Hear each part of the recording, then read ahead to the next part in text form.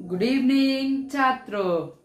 तो जैसे चैप्टर 5 हम लोगों ने स्टार्ट किया और ये चैप्टर 5 का शायद थर्ड वीडियो है। ठीक है, बहुत छोटा छोटा वीडियो है।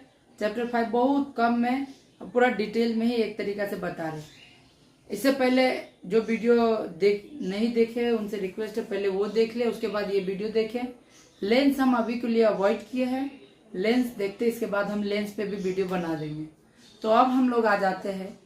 ठीक है, हमारा टॉपिक है वर्ण विक्षेपण, जिसको बोलते हैं डिस्पर्शन ऑफ लाइट। पहले परावर्तन पढ़ लिए, फिर वर्तन पढ़ लिए, अब पढ़ेंगे क्या होता है वर्ण विक्षेपण। वर्ण विक्षेपण क्या होता है ध्यान से समझो।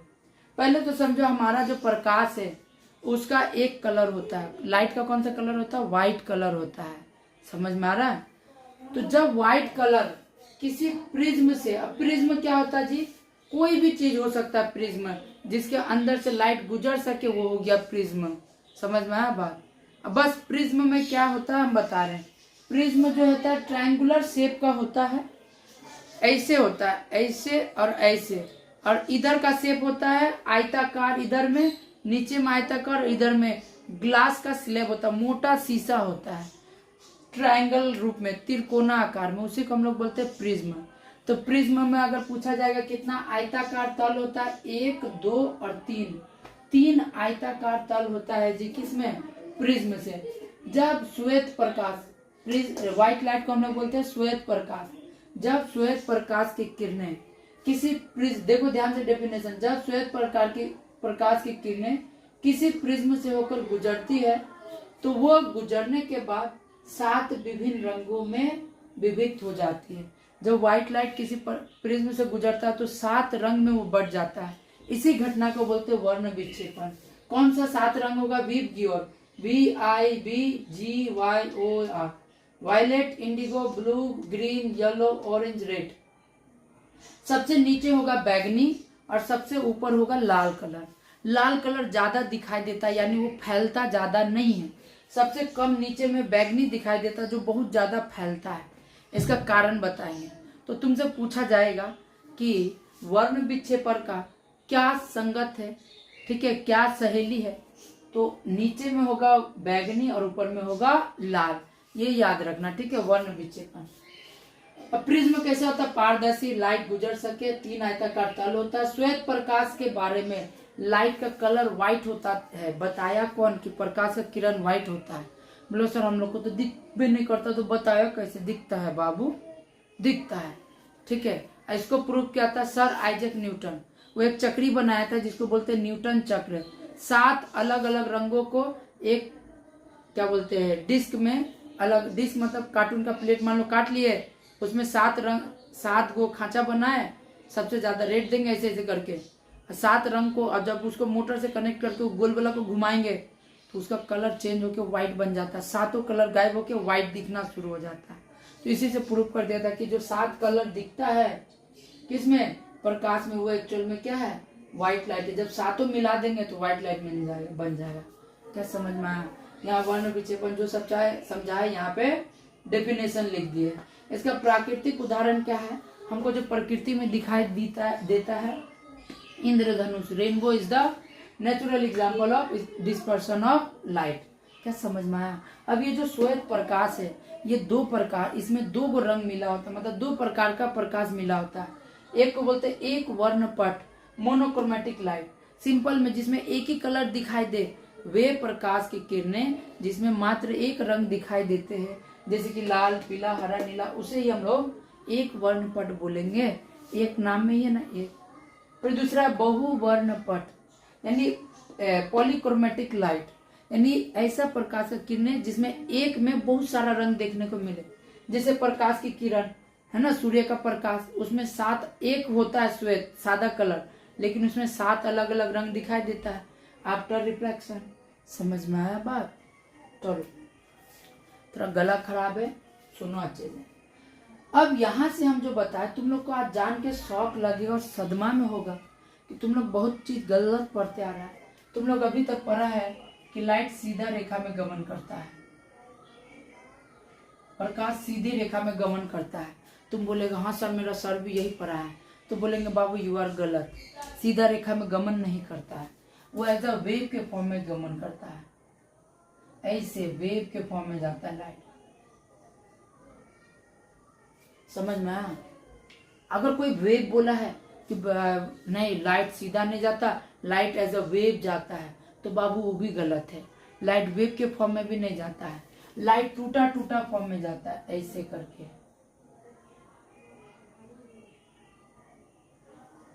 ये टूटा टूटा फॉर्म में जाता है, इसको हम लोग पैकेट्स बोलते हैं, पैकेट्स। जैसे चिप्स का पैकेट्स होता है ना, तो लाइट जो है कण, एक कण समझो इसको, एक कण के माध्यम से क्या होता है, वो जाता है, और इस कण को हम लोग फोटॉन्स के नाम से जानते हैं। लाइट जो है वो पैकेट्स के फॉर्म में जाता है, डॉट डॉट शेडेड दिखाई जाता है। जैसे यहाँ पे लाइट है, तुरंत इसका बगल में, फिर बगल में, फिर बगल में, फिर बगल में, ऐसे करके लाइट ट्रेवल करता है, वेव के तरीका से नहीं जाता है।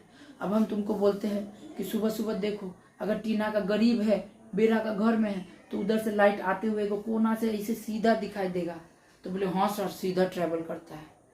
तो बाबू वो पार्टिकल्स के फॉर्म में जा रहा है, वो सीधा नहीं जा रहा है, पार्टिकल एक के पीछे एक के पीछे एक के पीछे जा रहा है, वो सीधा भी जा सकता है, टेढ़ा भी जा सकता है। ठीक है, लाइट बोले सर टेढ़ा कैसे जाएगा सर, हम लोग तो सीधे जानते हैं। तो उसका मोशन सीधा होता है, लेकिन लाइट डेविएट करता है, तो वो टेढ़ा भी हो सकता है, वो ऐसे टेढ़ा नहीं होगा, ऐसे से सांप नहीं, वेव के फॉर्म में जाएगा। मतलब क्या समझ में आया कि वो स्ट्रेट भी जा सकता है, लाइट वेव के फॉर्म में भी जाता है, लेकिन वो वेव इतना स्पीड होता है कि वो सीधा दिखना शुरू हो जाए। देखो मान लो ये वेव जा रहा है, ठीक है, अब इस वेव को हम जल्दी स्पीड कर देंगे तो ये क्या हो जाएगा, एकदम सीधा दिखना शुरू हो जाएगा। समझ में आ रहा बात? और ये पार्टिकल्स जब थोड़ा थोड़ा थोड़ा थोड़ा दूर पे है, जैसे रस्सी है, रस्सी को क्या करो, ऐसे करके जोर से झाड़ो, रस्सी ऐसे करके जाएगा, है ना, लेकिन तुरंत कर दो सट करके भाग जाएगा। तो जब स्पीड ज्यादा होता है तो वो देखने में क्या हो जाता है, सीधा लगता है। लाइट का स्पीड बहुत ज्यादा है इसलिए वो सीधा लगता है, लेकिन वो सीधा नहीं है, वेव के फॉर्म में। वेव भी नहीं है, पार्टिकल, एक एक पार्टिकल कर करके आगे वो जाता है, फिर जाता है, फिर जाता है, उस पार्टिकल को हम लोग बोलते हैं फोटोन्स। तो हम अभी वेव की थ्योरी पे ही रहेंगे, ठीक है। तो ये मान लेते हैं तरंग है, वेव है ये, ठीक है, ये वेव के फॉर्म में लाइट जा रहा है। तो देखो जो वेव जा रहा है इसको हम लोग बोलते हैं EMW, इलेक्ट्रोमैग्नेटिक वेव। अब ये होता क्या, ट्रेन में जाने का कोई जरूरत नहीं, इसको हम बोलते हैं विद्युत चुंबकीय तरंग बोलते हैं। क्यों विद्युत चुंबकीय तरंग जी? क्योंकि इलेक्ट्रिक फील्ड, इलेक्ट्रिसिटी भी होगा, मैग्नेटिक फील्ड भी होगा, तभी ये जनरेट होगा। अब ये होता क्या है, इसमें माथा पच्ची करके कोई फायदा नहीं, बस समझो क्या समझाना चाहते हैं। तो ये वेव है, तो वेव जहां से शुरू होता है उसका एक एंड पॉइंट होता है, यहां से लेके यहां तक का वेव का जो टोटल लंबाई होगा उसको हम लोग बोलेंगे तरंग लंबाई। इसको इस टाइप का साइन से डिनोट करते हैं, इसको हम लोग लैम्डा बोलते हैं। तो एक पूर्ण तरंग के लंबाई को ही हम लोग बोलेंगे तरंग लंबाई। समझ में आया? इसके बाद आएगा आवृत्ति, फ्रीक्वेंसी। अब इस पॉइंट से ये कंप्लीट वेव 1 सेकेंड में, मान लो 10 वेव जा रहा है, 1 सेकेंड में कितना वेव जा रहा है, ऐसे वेव पर सेकेंड है ना, वेव जो है 10 वेव जा रहा है कितना सेकेंड में, 1 सेकेंड में। अरे सुनो, 10 वेव जा रहा है 1 सेकेंड में, ये इसका कहलाता है आवृत्ति यानी फ्रीक्वेंसी। क्या कहलाता है? फ्रीक्वेंसी कहलाता है। ध्यान से समझो, किसी एक बिंदु से पूरा वेव प्रति सेकेंड जितना वेव ट्रेवल करता है उसी को हम लोग क्या बोलते हैं जी, उसका फ्रीक्वेंसी, आवृत्ति बोलते हैं। इसको न्यू से डिनोट करते हैं, इसका यूनिट होता है हर्ज में मापते हैं। ठीक है, ऊपर वाला पार्ट को हम लोग क्रेस्ट बोलते हैं, नीचे वाला पार्ट को थ्रो बोलते हैं। और वेव जितना ऊंचा रहता है उसको हम लोग बोलते हैं उसका एम्पलीट्यूड। ये जानने का कोई जरूरत नहीं था, हम बकैती के ऊपर वाला समझाने के लिए। अब जैसे कि मान लो प्रकाश का किरण में तुम लोग सुना होगा बस 3 चीज आता है, हम भी स्टार्टिंग में वही बोले थे, हीट आता है, अल्ट्रावायलेट रेज आता है और उसके बाद लाइट आता है। लेकिन ऐसा कोई बात नहीं, उसमें से 7 गो चीज आता है, 7 गो। अच्छा, इसको याद करने के लिए ऐसे याद रखो, गाड़ी XUV, नाम सुना होगा ना, XUV गाड़ी मेरे पास है, तो गाड़ी XUV इन माई रेंज, गाड़ी XUV इन माई रेंज, गाड़ी फॉर गामा रेज, फिर X for X-rays, U for UV rays, V for visible rays, I for infrared rays, M for microwave, R for radio wave. तो गाड़ी इन माई रेंज, गाड़ी XUV इन माई range, 7 तो sequence से याद हो गया और इसी सीक्वेंस से याद करना पड़ेगा जी। अब देखो क्या जरूरत है कि जब हम इधर से इधर जाएंगे तो देखो वेवलेंथ तुमको देखो क्या नजर आ रहा है, बढ़ रहा है, यानी तरंग लंबाई गामा का सबसे कम होगा। मतलब जो ये जो वेव है इसका जो लेंथ है बहुत ज्यादा कम होगा किसका, गामा का। और ये जो बहुत ज्यादा किसका होगा, रेडियो वेव का। रेडियो वेव का तरंग लंबाई बहुत ज्यादा होता है, इसलिए टेलीफोन लगाते हैं तो हमारा बाबू एने से बोलता है सोना को दिल्ली में भी सुनाई देता है। समझ में आया बात। लेकिन गामा रेस का वेवलेंथ ज्यादा नहीं होता, लंबाई ज्यादा दूर तक नहीं हो पाता है। एक्सरे, अब देखो गामा रेस का यूज कहाँ किया जाता है, हम बोल रहे लिख लिए ना कॉपी में आराम से। हमारा जब किसी को कैंसर हो जाता है तो कैंसर सेल मारने के लिए गामा रेस का प्रयोग किया जाता है।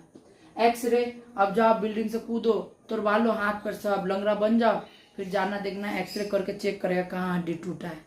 तो हड्डी उड्डी चेक करने में टूटा उटा जगह का क्या एक्सरे यूज किया जाता है। अब यूवी रेस, अब यूवी रेस कहाँ यूज होता है जी, देखना डॉक्टर सालूम क्या इससे लेगा, ब्लू कलर का टॉर्च बारेगा फिंगरप्रिंट निकालने के लिए। तो जब भी फिंगरप्रिंट का छाप निकालना हो, कहीं से देखना हो फिंगरप्रिंट, या तो बैक्टीरिया को मारना हो, जैसे पैड मैन में देखा होगा, लास्ट में उसको यूवी चैम्बर से निकालता है ताकि सारा बैक्टीरिया पैड का क्या हो जाए, मर जाए। तो उसमें यूवी रेस का प्रयोग होता है। फिर विजिबल रेस, अब विजिबल रेस बोले सॉरी तो जानते हैं 7 गो कलर होता है, हम लोग को देखने में मदद करता है। छोड़ो, इंटरेस्टिंग बताते हैं कि विजिबल रेस का प्रयोग जो इलेक्ट्रॉन होता है पार्टिकल्स, सोचो केंद्रक में मौजूद, उसके बाहर अंदर में प्रोटॉन है, न्यूट्रॉन है, बाहर में इलेक्ट्रॉन है, उसका पता लगाया जाता है विजिबल रेस से। समझ में आया। विजिबल रेस 7 भागों में विभाजित होता है। विबग्योर, विजिबल रेस 7 भागों में विभाजित होता है जिसको बोलते हैं विबग्योर। देखो बड़ा मजेदार बात है, इधर से इधर जा रहे हैं तो वेवलेंथ बढ़ रहा है, यानी तरंग लंबाई सबसे ज्यादा होगा रेड कलर का और सबसे कम होगा वायलेट कलर का, यानी बैंगनी कलर का। ये क्वेश्चन पूछता है तरंग लंबाई सबसे अधिक किस रंग का होगा, तो लाल कलर का तरंग लंबाई सबसे अधिक और वायलेट का सबसे कम, इसलिए लाल कलर ज्यादा फैलता नहीं है, तरंग लंबाई ज्यादा है, एक जगह सीमिटेड है। अच्छा तुमसे एक क्वेश्चन पूछते हैं, सोच के बताओ, जगह तो नहीं है।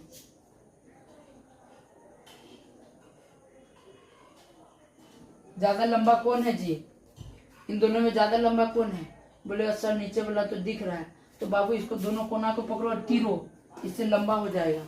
तो जो ज्यादा नजदीक होता है वो ज्यादा लंबा होता है। तो ये जो वेवलेंथ है रेड का, वो बहुत नजदीक होता है लेकिन बहुत लंबा होता है। इधर से इधर जाते तो वेवलेंथ क्या हो जाता है, बढ़ जाता है, जिसके कारण रेड कलर दिखाई देता है, वो ज्यादा फैलता नहीं है। इसका वायलेट का वेवलेंथ बहुत कम होता है, इसलिए वो ज्यादा फैल जाता है। समझ में आया बात।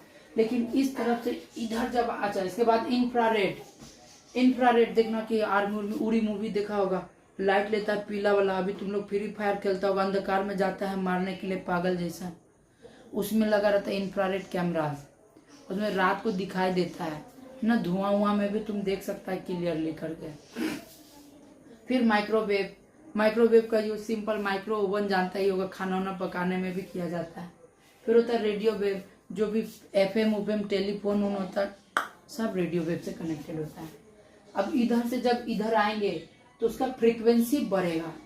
सबसे हानिकारक इसमें कौन सा है जी, बोलो सौ रेडियो वेव, नहीं बाबू गलत है तुम, यहाँ पे सबसे हानिकारक होता है गामा रेज। क्यों होता है ये वाला बाद में पढ़ाएंगे चैप्टर 7 में, ठीक। अब आ जाओ, इसके बाद नया टॉपिक होगा स्कैटरिंग ऑफ लाइट। इसी रिलेटेड है कि देखो लाइट हमेशा अपना पाथ में जाता है, हम क्या बोले, वो कभी अपना पाथ को चेंज भी कर सकता है ना। तो जब वो लाइट जा रहा था और अपना पाथ को चेंज कर ले, लाइट अपना रास्ता को बदल लेगा, उस प्रक्रिया को हम बोलते हैं स्कैटरिंग ऑफ लाइट। प्रकाश के सीधे मार्ग से भटकने की क्रिया, प्रकाश जो सीधा जा रहा था, अब ऐसे वेव के फॉर्म में जा रहा था सीधा, अब वो सीधा नहीं जाके हो सकता थोड़ा सा कहीं अपना डायरेक्शन से भटक गया, वही कहलाता है स्कैटरिंग ऑफ लाइट। और इसी के कारण आकाश का कलर नीला दिखाई देता है, सूर्योदय के समय लाल और पीला कलर दिखाई देता है आसमान, अब बारिश का बूंद सफेद दिखाई देता है, कारण है स्कैटरिंग ऑफ लाइट। क्यों बोलो तो देखो, पहले एक एक करके, आकाश का कलर नीला क्यों दिखाई देता है? यहाँ सबसे ज्यादा फैलने वाला कौन है? वायलेट और इंडिगो है, बैगनी और नीला है। तो ये लाइट आता है जब, तो सबसे ज्यादा यही दोनों फैलता है, और ये दोनों मिल जाता है तब प्योर नीला कलर का सृष्टि होता है, जिस कारण से आसमान में नीला कलर दिखाई देता है। और वही नीला कलर का रिफ्लेक्शन जब समुद्र में दिखाई देता है तो समुद्र का कलर भी नीला दिखाई पड़ता है। समझ में आ गया? सूर्योदय और सूर्यास्त के समय लाल क्यों दिखाई देता है? देखो, क्योंकि लाइट हमसे, क्या बोलते हैं, सूरज का लाइट हमसे दूर हो जाता है, सुबह भी और शाम को भी सबसे ज्यादा दूर रहता है। तो दूर रहता है तो सबसे ज्यादा कौन सा कलर दिखेगा? इसमें से सबसे ज्यादा तरंग लंबाई आर का है, लाल कलर का, इसलिए लाल दिखाई देता है। समझ में आया बात? उसके बाद या तो ऑरेंज जैसा नजर आएगा या तो येलोइश जैसा नजर आएगा, क्योंकि ये सब कलर दूर से दिखेगा। एक रीजन ये भी है। समझ में आया बात? चलो अब दूसरा रीजन, बहुत सारा रीजन है, हम बता दिए। बारिश का बूंद व्हाइट कलर में ही क्यों दिखता है? श्वेत क्यों दिखता है जी? क्योंकि बारिश का बूंद अगर देखेंगे तो एज कंपेयर टू लाइट का ये जो 7 कलर का जो वेवलेंथ है, ये देखो कितना है विजिबल रेस का, ये -2 होता है, बहुत कम होता है। ठीक है, तो बारिश का बूंद से भी ना बहुत छोटा होता है इसका। मान लो ये बारिश का बूंद, ये वेव आया, तुरंत पास हो गया। 7 कलर ना बारिश का बूंद से आसानी से क्या हो जाता है? पास हो जाता है, जिसके कारण बारिश का बूंद में कोई रिफ्लेक्शन देखने को नहीं मिलता, इसलिए बारिश का बूंद सफेद दिखाई देता है। क्या समझ में आया बात? देखो, यहाँ तक हम बहुत कुछ बता दिए। अगर समझ में ना आए तो कमेंट जरूर करो कि सर मेरे को ये चीज समझ में नहीं आया। ठीक है, चलो जल्दी से नोट करो।